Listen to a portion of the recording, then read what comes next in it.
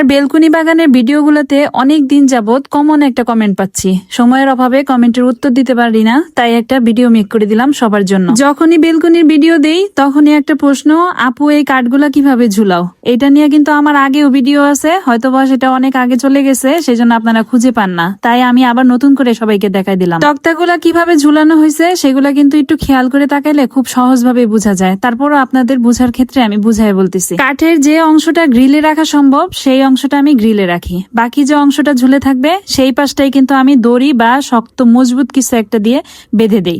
আর এই দড়ি বা তারের যে কাজটা, এটা কিন্তু টাইট করে না, একটু লুজ করে ঝুলাই দিতে হবে যেন আমার তক্তাটা সমানভাবে ঝুলে থাকে। একটা কাঠের টুকরার কিন্তু ওজন আছে, তার উপরে যদি আমি 4-5টা আবার টপ রাখি সেগুলোর আলাদা ওজন আছে। যখন সেগুলোতে আমি পানি দিব এটা আরো বেশি ওজন হয়ে যাবে, সেই ক্ষেত্রে আপনারা চেষ্টা করবেন খুব শক্ত মজবুত দড়ি বা তার দিয়ে এগুলা বাঁধার, যেন পড়ে যেয়ে গাছের কোনো ক্ষতি না। নিচে রাখা গাছগুলোও তো দেখছেন, এক পাশ আমি টাইলসের উপরে রাখছি, অন্য পাশে আমি ইট দিয়ে রাখছি, আর উপরে দেখেন আমি দড়ি বেঁধে দিছি, দড়ির মধ্যে হ্যাঙ্গিং করে দিছি গাছগুলা। আসলে এখানে সেভাবে বোঝানোর মতো কিছু নাই, ভিডিওটা দেখে আপনাদেরকে বুঝে নিতে হবে তক্তাগুলা কিভাবে ঝুলানো হয়েছে। অনেকে বলে যে আপু কাঠের চেয়ে স্ট্যান্ড ভালো, আসলে আমিও জানি স্ট্যান্ড ভালো, কিন্তু আমার সেরকম কোনো টাকা পয়সা নাই স্ট্যান্ডের পিছনে খরচ করার জন্য।